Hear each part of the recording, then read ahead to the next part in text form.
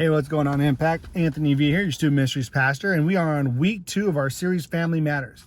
I didn't get this put out there in time. I was in Alaska looking at our next missions trip, which I will give you more information on. So if you're watching this and you're interested in going on a missions trip, don't forget to contact me. Don't forget to subscribe below at Anthony V at impact.cc is my email, but subscribing below. If you got my number, call me, text me, or email me. Like always, I'm here for you guys. Any questions you have, anything you need, get a hold of me, because I love to talk to you guys and love hanging out with you guys. And matter of fact, the following Sunday, not next Sunday, because next Sunday's message is still to come, but the following Sunday, we will be back in the church. And so not the weekend of the 4th, but 5th, 6th, 7th, 8th, 9th, 10th, 11th, I think it is, that we'll be back in there. So October 11th, back in the garage for the 9:30 and 11 o'clock gatherings for students in the ISM garage. But let's keep moving on. We are going to spend time today talking about family matters. And the crazy thing today is that your family matters even when it's fractured. We all have experienced fractures in our family. I didn't know I had really a fracture in my family. There's anything like not normal about my family, or that maybe we did that we could have done better, until I started going to my friend's house. Usually when I spent dinner at my friend's house, it was a lot different than at my house. One of my friends, his name was Major, we'd go to his house, and they would sit around the table and they would ask each other how their day went, and then the pros and the cons of the day, and they would listen to each other, and they'd talk about their days, and they'd laugh, and it was family time, and they didn't let anything interfere with that. And I was like, wow, that was really cool. I didn't know any different, because family at our house, mom sometimes was working, so it would be between my sister, me, my grandpa. If he happened to be there not working, we did dinner either at the table, in front of the TV, on the run. Maybe we wouldn't even eat that night. We just ate whenever we got a chance to. And so to me, that was the normal thing. And I didn't realize that there was that kind of a dysfunctional thing during dinner time, where we don't listen to each other, and we don't talk, and we don't converse, and there wasn't actual conversations going on. I didn't realize that. And so my family was dysfunctional in the sense of that kind of communication. So once I started staying the night at friends' houses and I saw that, it was really interesting to me. It highlighted the fact that there was that dysfunction in my family. Now, my family had other dysfunctions, of course, but that was just one that I wanted to use as an example. But every one of us could probably go and tell a version of a dysfunctional family story. I'm sure of it, because in one way or another, every family is fractured. And it could be in multiple different ways. It could be constant tension within your family for other stuff like losses of jobs, or COVID keeping everybody indoors, and school being online, and all these things going on. It could be family secrets that we don't know about, that maybe you didn't know when you're younger, but as you got older, you started to see the family secrets come out. And it could be that any other thing has experienced a fracture or every other family has experienced a fracture of some sort in their lives. Regardless of your family story, it's important to remember that every family is fractured. Every family is fractured. Deep down inside in your family, you feel that it should be better, right? It should be happier. It should be more forgiving. And so it's important that we see that. It's important that we know that and we think about that. In our minds, most of us have the ideal family. That's what my family should be like. That's what I should be like in my family. And then when you look at it, you're like, well, that's not what our family is. And whether we want to admit or not, it's true that deep down inside, we have this picture of what we think an ideal family should be. And 9 times out of 10, we can say that our family is not like that, right? So literally, it's typical that we respond in one of 2 ways. One of them is either we count our family out, or we count ourselves out. We tend to think that because of that, we think like the idea of the tensions and the secrets and the fractures is written in permanent marker, and that we ourselves or our families is written in dry erase marker, and it can cause a lot of pain. And it's easier for us to cancel out our family or ourselves when we think that the things like the secrets and the tension and the fractures are permanent, right? Whatever the reason is, think about this. We count ourselves out. No, let's go with this. We count our families out, most likely because literally, like, think about this. After your parents divorced, right? After your parents have divorced, you think that they lost the authority in your life. And so you stopped maybe respecting them. Maybe you decided that your stepmom or stepdad isn't a good role model, and so you're not going to listen to them. You decided to shut one of your siblings out because they did something to you. Whatever the reason, we use our family members' mistakes as reasons to excuse, or as an excuse not to listen to them. And we do it because what you did or didn't do. We don't have to listen to them in that relationship because of something they did or didn't do. Whatever the reason is, we use our family members' mistakes as a reason to excuse and not to listen to them. And so the other thing that we look at too is that we often count ourselves out. And what I mean by we count ourselves out is that maybe we don't say it out loud, but we give up on our families. We give up on our families. We isolate ourselves, right? We stay in our rooms when we're home instead of being out with the family. We think, I'm done with my dad not showing up. I'm done with my mom nagging me. My family feels like a bunch of hypocrites, right? So I'm done. I'm going to count down the days until I'm out of here and I never have to come back. All of us have probably felt this way of pulling, felt the pull of wanting to pull away from our families. And we probably know it's not the best idea, right? It's like, even if you do it, and even if like you might be kind of telling yourself it's a good idea, deep down inside, we all know that it's not a good idea. It's not the best idea. But what's the alternative, right? What do we do instead? What else are we supposed to do? Should our parents be the ones trying to fix us, trying to fix this and not us? What if I told you that there's one idea you may have to never consider that could change the way you see your family forever? That's what we're going to talk about today. So I want to talk about a dysfunctional family. The Bible is full of all kinds of great dysfunctional families that really kind of set the stage, I think, for trying to understand and work with dysfunctional families. So I don't know if you've ever heard of a story of Abraham in the Bible, but God promised Abraham that his family would form a great nation, right? And eventually the Savior named Jesus would come from that family's line. Now, before the great nation was formed, Abraham had to have kids. But see, Abraham had to have a son. And finally he had a son named Isaac. And then Isaac eventually had two sons, Esau and Jacob. And the family drama begins. So Jacob and Esau couldn't have been more different.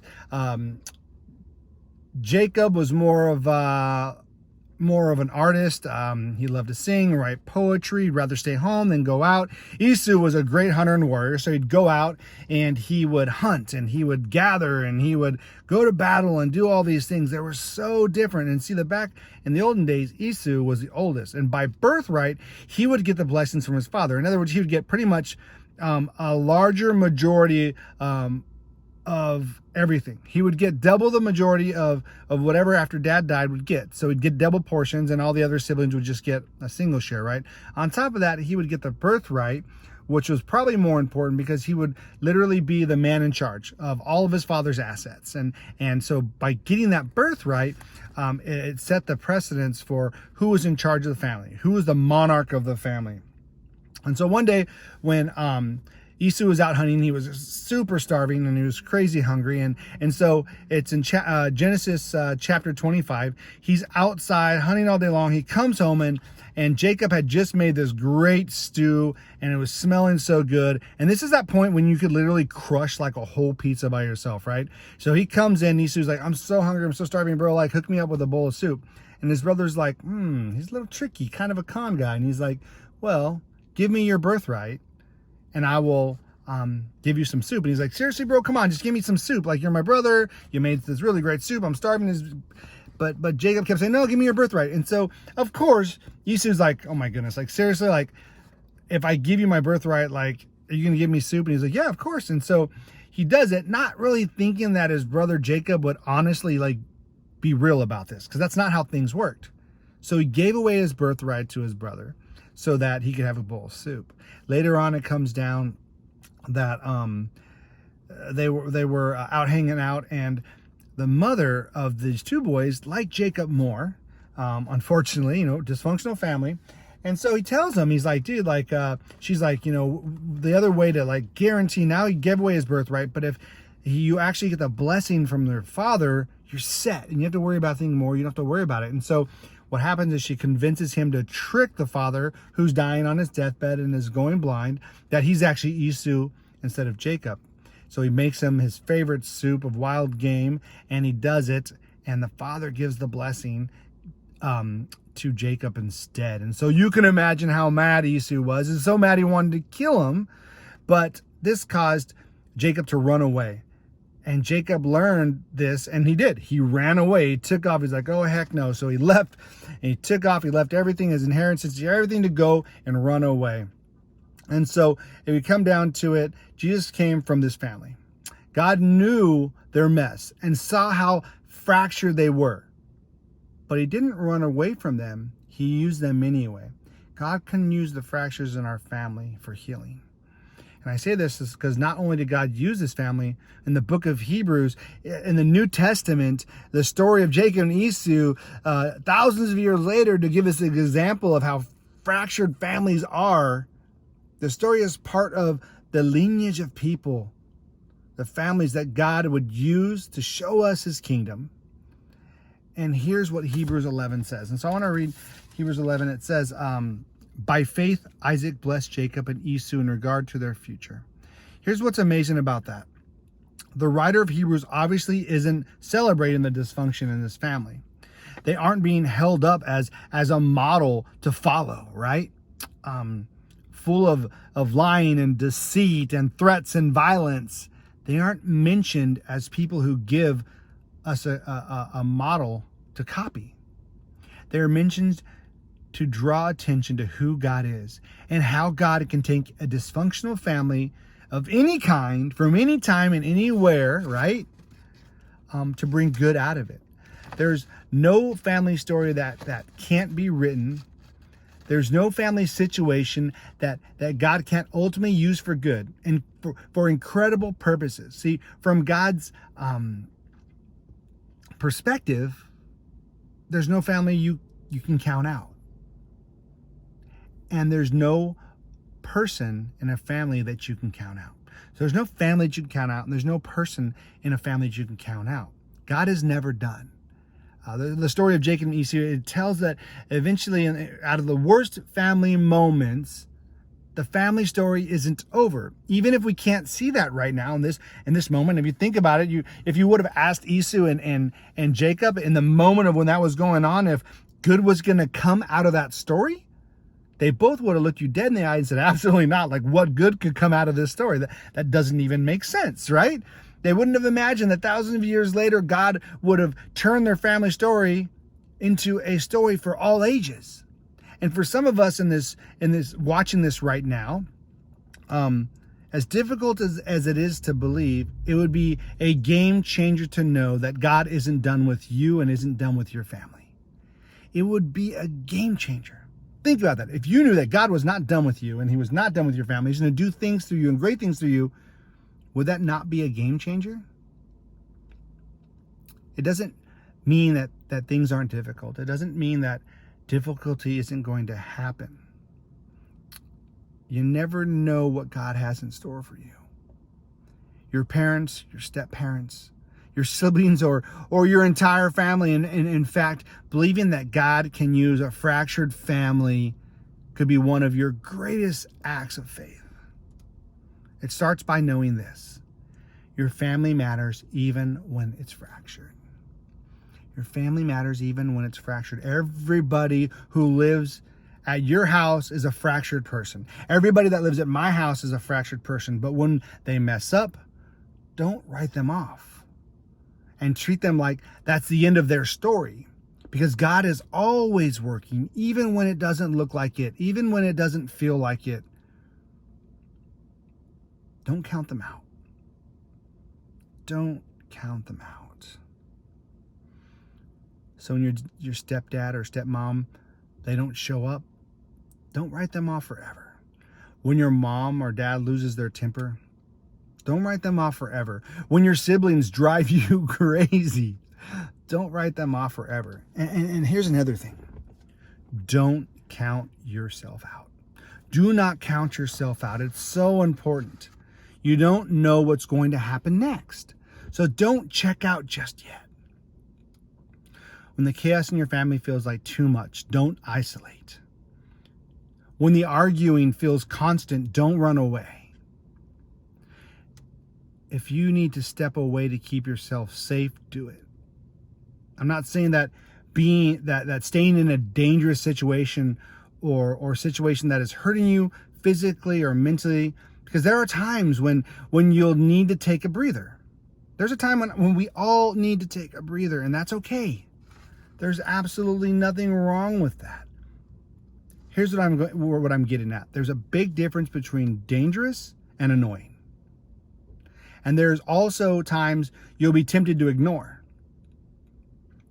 There'll be times you're tempted to ignore. Walk away or isolate when you're not in danger. You're just aggravated or annoyed. And in those moments, challenge yourself to hang in there, to keep talking, to act like the people in the room matter to you, because you know they do. Because you know they do. And if you count yourself out, you may miss out on being a part of an incredible story that God is writing in your family. You might miss out on the fact that you're missing out on an incredible story that God is writing in your family. Redeeming and fixing things that are broken is what God does best. He takes a dysfunction and uses it for good, because even though a broken family is never God's plan, taking broken things and pulling good out of them is what God specializes in. So take heart and have faith in what God can do. What if we all went home today? You're at home watching this. So what if at your home today, what if you started treating your family like it mattered? Even though it was fractured, even though it was messed up, what would change if instead of thinking of ourselves and our families as written in dry erase markers, we throw that dry erase marker away and instead think of it as our families, or the things, our families themselves, are written in permanent marker. Think about that. What if we started believing that God could work, even in our biggest dysfunctions? I know it seems impossible. I almost get emotional because I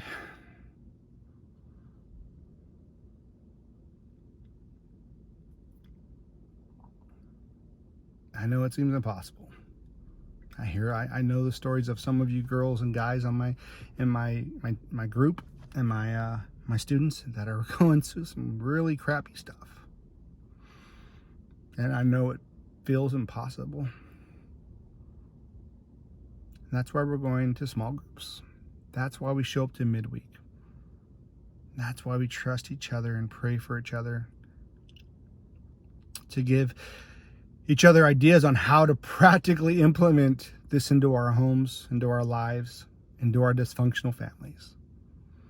As you head out this week and go into your small groups, I hope that you remember this, to give each other ideas on how to practically implement this stuff, that God hasn't given up on your family, that he hasn't given up on you. May God bless you. May God be with you throughout this week. Let us pray. Father God, we love you and we praise you, God. And we ask that you're with us to have good judgment and to be strong and courageous during these really difficult times of dealing with the dysfunction in our families. God, we ask that you come alongside every one of these students and their parents and their siblings. Lord, that you give them strength and courage to stand up and know that family matters most, that dysfunctional families is part of this world, and every one of us has a dysfunctional family. Lord, help us to stick it out, to not isolate ourselves from our family, to not just go into our rooms and ignore everything, God, but to stick it out, to be strong, to see that you use the dysfunctions in our family, that you use those hard times and those things, that you use those for good, that you change those for us to help others, to make us stronger, to help maybe ourselves or others realize the things that we're doing or they're doing is not okay. God, give us that strength. Give us that courage. Give us the strength of our community and our small groups and our church and our peer groups and our strong Christian friends that come alongside of us and let us know that you will never give up on us. You will never leave us, God. And we see all these things in your Son, Jesus Christ's name. I love you and we praise you. Amen. All right, ISM, let me know if you need anything. Don't forget to email me at anthonyv@impact.cc. Don't forget to subscribe below. Go back and watch some of the other messages maybe you didn't see. Catch up on this one and the next one to come, because not this weekend coming up, but next weekend coming up, the weekend of the October 11th, we are back in the garage at 9:30 and 11 o'clock for messages. We're going to do joint middle school and high school right now, since we're kind of small and we're getting back into it. But we will be in the garage on Sunday as well as on our midweek. So I hope to see you guys there. Don't be afraid to reach out to me. Don't be afraid to email me, text me, make comments on here to let me know that you like it or you don't like it or whatever it may be, or if you just need to talk to me. But love to hear from you guys. You take care. You have a great week.